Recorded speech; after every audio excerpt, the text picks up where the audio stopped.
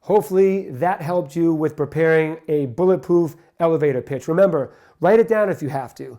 What are you about, and why should they care or be interested? Those are the 3 little components that you should add into an elevator pitch. Write them down, maybe 4 lines, rehearse them, memorize them, and know how to be flexible with them too, to be able to pivot to whoever you're talking to. They may have a different interest than somebody else. So now that you have your elevator pitch down, or now you know how to get your elevator pitch down, we're going to talk about an element that will make your elevator pitch be even more effective.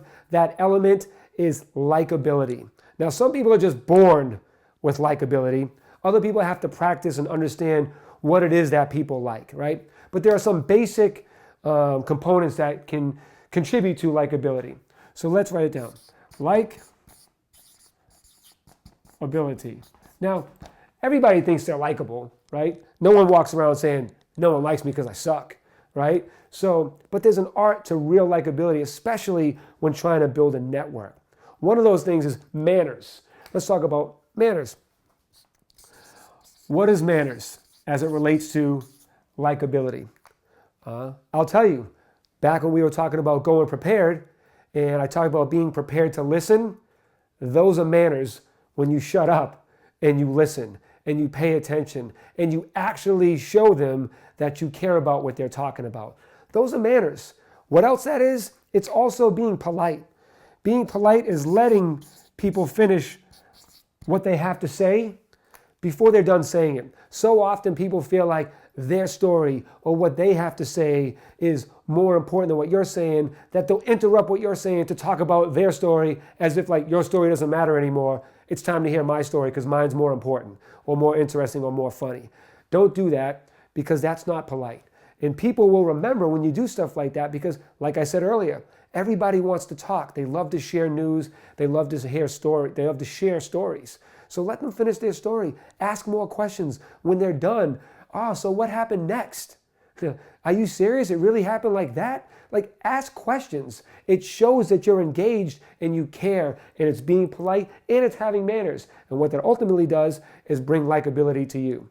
The third thing would be being respectful.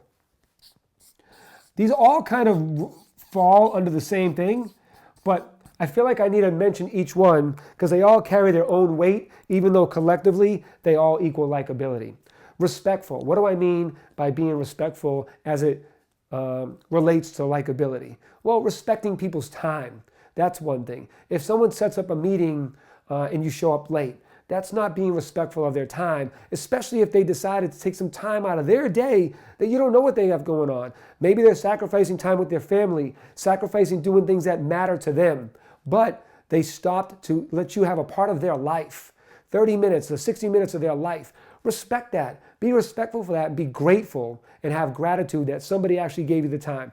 That's going to be a likable thing that people will be happy about. And the fourth thing I want to talk about is relatability.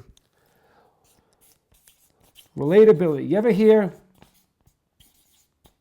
when you hear people on a conversation, they start talking about this weekend, whether it's a common sports team that they're a fan of, whether it's, I did this with my family, I did that with my family, right? That's relatability. It's engaging in the conversation that makes someone say, I like this dude because he got the same interests as me. Or I like this dude because he's talking about things that I relate to. Relatability. All of these things right here will all combined be likability that helps people like you more, which means they want to be down with you more and help you more, thus becoming part of your network. All of these things here all add up to likability, an amazing characteristic trait that you must possess and a powerful tool to help you network. Next, we're going to talk about follow-up. I know we talked about being prepared to follow up, but now I'm going to talk to you about how to effectively follow up with somebody.